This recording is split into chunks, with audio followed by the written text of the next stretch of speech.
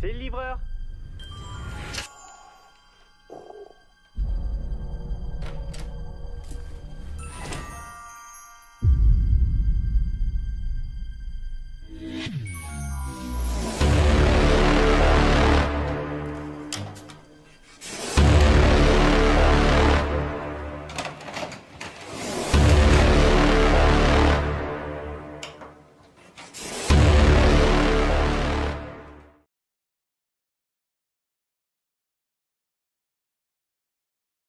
Lorrains garnissaient les tribunes du Parc des Princes hier soir pour cette finale entre le Football Club de Metz, promu porte-drapeau de la Lorraine tout entière, et l'AS Monaco. Comme il l'avait annoncé, les sidérurgistes de Sacy-Lord-Gandrange étaient présents au rendez-vous, banderoles déployées sous les yeux de Georges Marchais. Et c'est une bordée de sifflets qui accueillait François Mitterrand à son arrivée à la tribune. Précédé du prince régnier de Monaco, le chef de l'État salue Jean-Marie Roche, le sénateur maire de Metz. Avant de se faire présenter les deux équipes, c'est Carlo Molinari, le président du FC Metz, qui fait les présentations. On le voit tout de suite à leur visage, les Messins sont venus pour gagner. Les sifflets se font toujours entendre, ils ne cesseront qu'au retour du président à la tribune. La Lorraine, malade de sa sidérurgie, s'est exprimée, place maintenant au football. Et d'entrée, c'est Monaco qui se montre dangereux. Un bon tir de Krause, superbement dévié par Michel Etor. On croit revivre la demi-finale contre Nantes à Saint-Symphorien. Première réaction des Messins, un centre de Courbos et un tir à côté.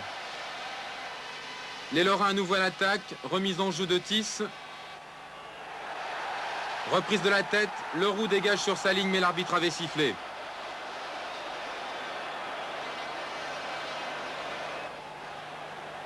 Encore Metz à l'attaque. Courbos se fait subtiliser le ballon par Leroux. Baraja, Pécou. Les Monégasques aux abois. Et c'est un nouveau coup franc. Et puis ici, un coup dur pour le Football Club de Metz. Son arrière Tis se blesse. Tis souffre d'une fracture du péroné droit. Il est évacué sur une civière et remplacé par Sonor. 0-0, c'est le score à la mi-temps. Et dès la reprise, Bruno Bellone tente sa chance du gauche. Etor est à la parade. Nouvelle occasion pour Monaco quelques instants plus tard.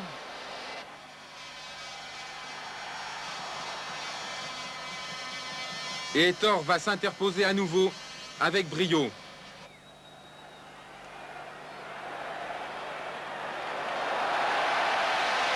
Et puis surtout, suivez bien maintenant. C'est sûrement même le tournant du match. Bruno Bellone seul face à Michel Etor, à nouveau extraordinaire. On revoit cette action. Bijota pour Bellone, seul devant le gardien lorrain. 0-0 à l'issue du temps réglementaire. On joue maintenant les prolongations. Jean-Paul Bernat a le ballon. Il sert Courbos qui lui redonne. Premier tir. Dévié, Berger, 1-0 pour le Football Club de Metz. Berger va disparaître sous ses coéquipiers. Le Parc des Princes croule sous les applaudissements. On revoit ça sous un autre angle. Courbos pour Bernat, premier tir, repoussé, et Berger qui envoie le Football Club de Metz au paradis.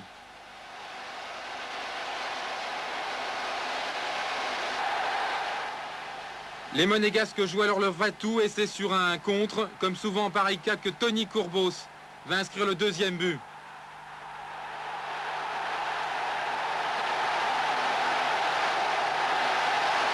Épuisés, ivres de bonheur, les Messins roulent pour la deuxième fois au sol.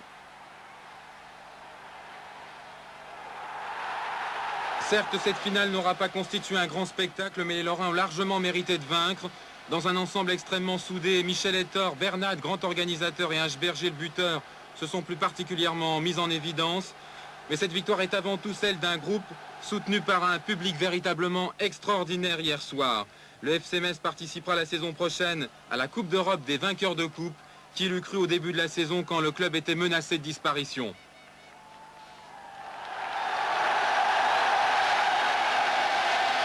Écoutez les premières réactions recueillies par Éric Gendry, d'Éric Pécou et de l'entraîneur Henri Kasperzak.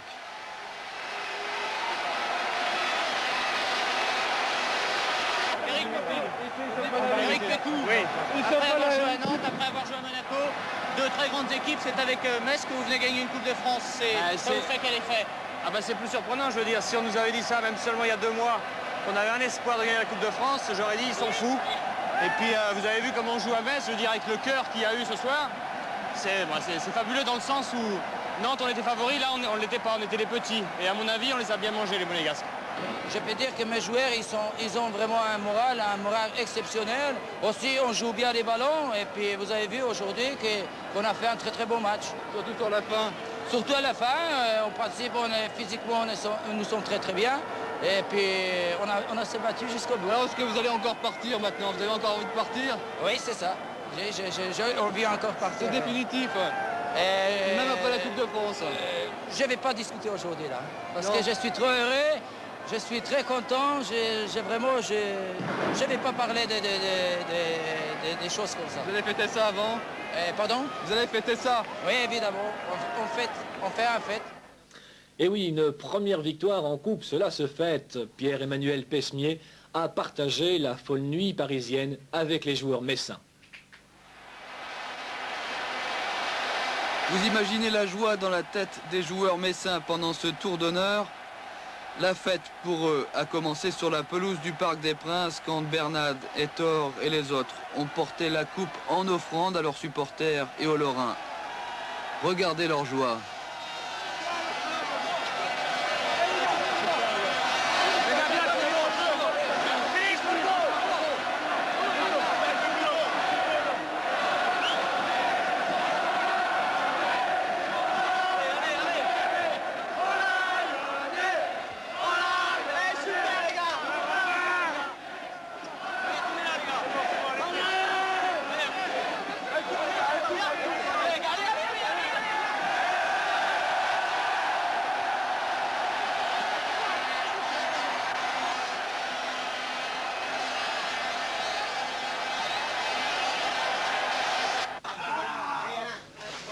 Dans les vestiaires et la baignoire, quand enfin on peut se laisser griser,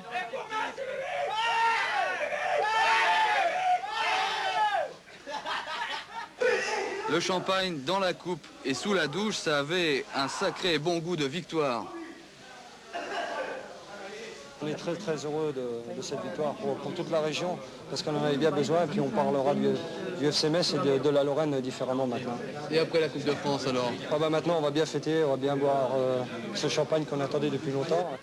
Jusqu'au Lido, le cabaret des Champs-Élysées où tout le monde a fêté la victoire et pu toucher le trophée tant espéré. Metz hier soir se sentait pousser des ailes.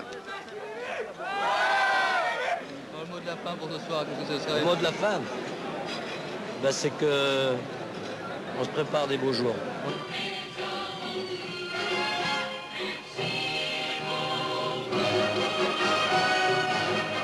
Allez, encore une fois, merci aux Messins pour cette Coupe de France.